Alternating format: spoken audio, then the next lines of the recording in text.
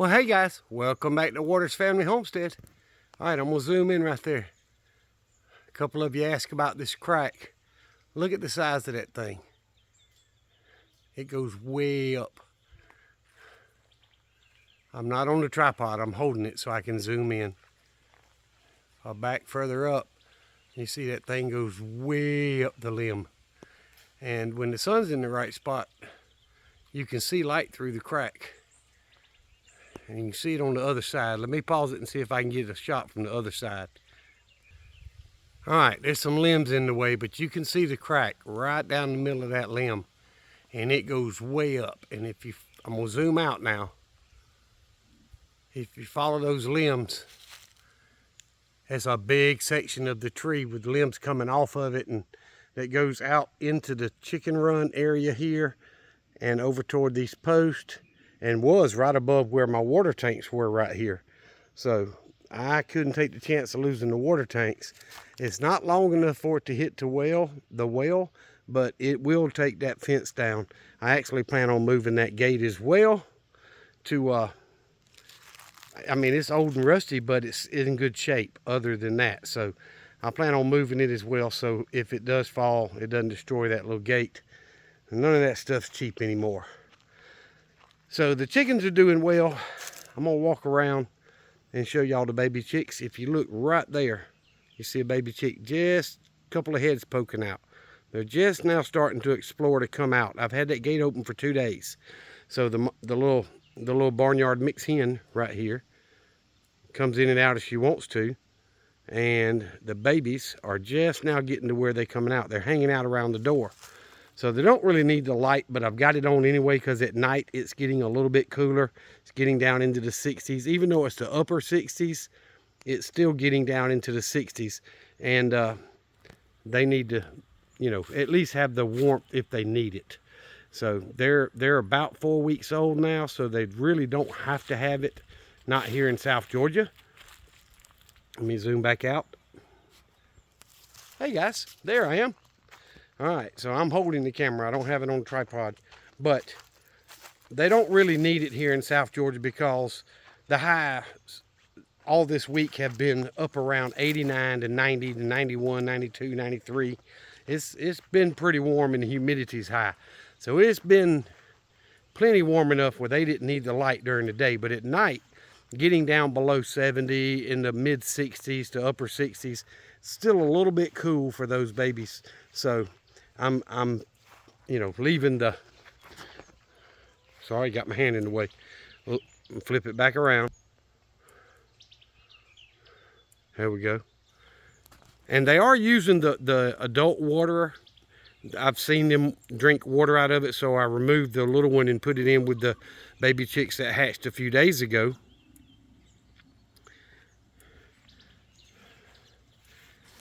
So, and I've got that feeder in there still. I filled it back up again today. So, all right, let me get my tripod and get it set up. All right, there we go, guys. Okay, so I've already picked the garden. I picked the early peas because a lot of them were drying up and I don't know if they're gonna be any good. I may have to shell those. It still may not be any good. I don't know, it's first time growing those. So this year's been a lot of first time growing for me. But I picked a basket full of squash and zucchini. I couldn't hold any more. Had it overflowing actually. And went ahead and took it in the house. And I walked back out there just looking around. And I had 2 more zucchini that I didn't see the first time. Now one of them couldn't be picked. The other one was a little bit small, but I went ahead and picked it anyway. Let me show y'all. So this one was a little bit small, but that one was perfect size. So I went ahead and picked both of them, and I'm gonna take them inside. I've already checked the chickens. I have not filled their feeders, which they're still half full or more. And I have not, that camera's just not aiming at me. There we go. I have not, you know, went in and collected the eggs or any of that. What I did was, y'all know I hung this foil tape above the blueberry bush and above the fig tree to try to help prevent or slow down the birds from taking all my fruits.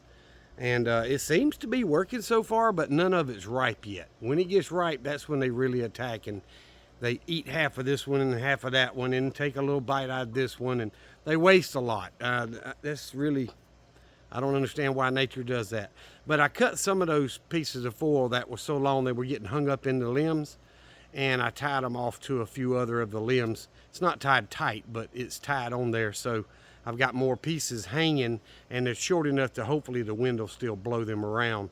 And you see I've got some on the blueberry bush here that's way too long. I need to cut one of those and probably add another one to the left side. But if it's too long, it's just getting tangled up in the bush. It's not really blowing around doing what it's supposed to do. But hey, I'm trying. So anywho, I still haven't done anything with the peaches. I haven't sprayed them. I haven't done any of that. I'm just not a big chemical guy. I don't like spraying chemicals on stuff that I'm going to eat. And, you know, I see spots all over these peaches. It may be too late to save them. I do have a bunch of bags that you can tie over the fruit on the limb and protect it from bugs once it's been pollinated, you know, but I think I'm a little late to save the peaches this year. But hey, I got a bunch of those bags, and maybe I can save some next year, because I pruned these trees back pretty hard this year and they are just taking off. But next year I should have 2 peach trees that are producing a lot of peaches, and I've got a bunch of those bags, so maybe I can have a little bit more. Let me turn y'all around. All right. Okay, so both the paper hornet nests are still up on this side of the barn, the back side. And I did a short a little while ago, which y'all, those of you that follow closely will probably see that short. So I'm gonna show you what the short was about, because you know, you're watching my videos. All right, it's been about 4.5 days since these seeds were planted. And look at there. I got a Japanese cucumber coming up right there. And I got one that's come up right there. Nothing else has popped out yet. I'm not saying that they won't. I left the lid on last night and today and took it off when I got back. The first tray is still nothing has come up. I wish it would. I wish it would. But at least I got a couple cucumber plants that are coming up. And those cucumber plants are destined for the trellis that we put up. Let me turn y'all. In that middle bed right there. Let's see, right there. And hopefully they'll grow up that trellis and I won't have such an insect problem. So I know I'm flipping back and forth, guys, but let me flip y'all around and show you these potatoes. See, there's still a lot of green on here, but a lot of it has dried up. And according to that channel in further South Georgia that I watch, I can't remember his name right this second. I draw blanks a lot. But anyway, you can let these things dry up completely before you dig your potatoes. So I'm going to let these go. I think my grandson's going to come home with me tomorrow after work and spend Saturday with me. And I'm going to have to take him home Saturday evening. But he'll get to spend one night and a day with me. So I may let him help me dig these, or we may wait another week. I don't know really. Personally, I think I could go ahead and dig them. But I got this plant over here. It looks like it's about half ready to be dug. And I definitely need to go ahead and dig this one just to get it out of this bed and be done with it over here. But look at the 2 squashes come up there. I could separate those and put another squash somewhere else. 2 more squash right there have come up. 2 zucchinis and 1 zucchini. So I could easily separate those plants and plant them elsewhere. And the sun is, see the screen, the sun is so bright. Don't know how well or if y'all can see, but the squash plants are slowing down a little bit, and I'm watering them heavy because they take a lot of water anyway.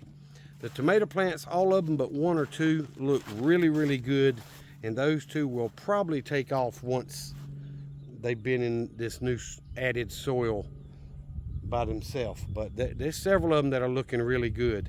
So I'm probably going to spray that tomato booster on them again this weekend. I'm switching arms. And man, I swear that thing turns.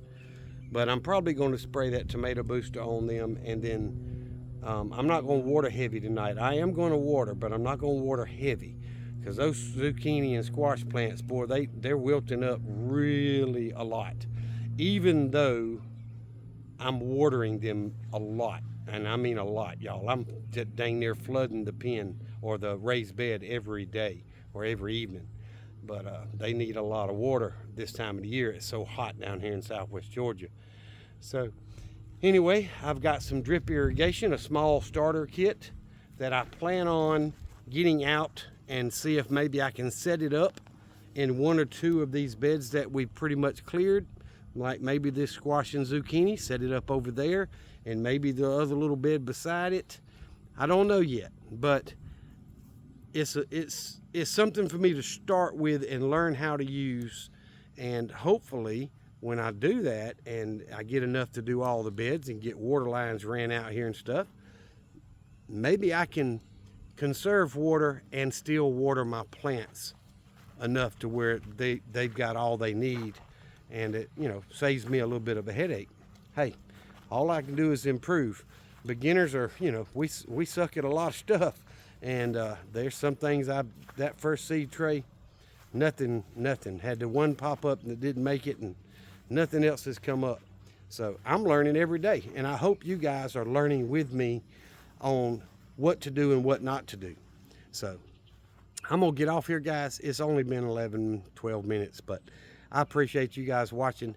I am starving, so I ate a light lunch today. We were actually very busy at work today, and the new potential buyers have been with us all week, and they're going to be leaving in the morning, so they're going to stop by and see everybody before they leave, is what they said. And I'm always first one there, so if they stop by, I'll be there. But today was busy, and I am wore out. It's been a long, hard week for me and a couple of the guys at work, but I think it's going to be beneficial to us all in the end. So those of you that pray, hey, I appreciate every prayer I can get. So if you're praying for me, thank you. And if you're not, and you are someone that prays, please include me and my boss and his business in your prayers, because he's 68 years old, y'all. He'll be 69 this year, and he is ready to retire. He's been doing this for 35 years, and he's made a good living at it. But at some point, you want to retire, and I've got a few more years before I do. But part of my plan is to grow a lot of my own food, raise my own food, and we'll see what happens from there. But thank y'all for watching. Remember what I've always told you. Jesus Christ loves you, and so do I. Y'all be safe, be prepared.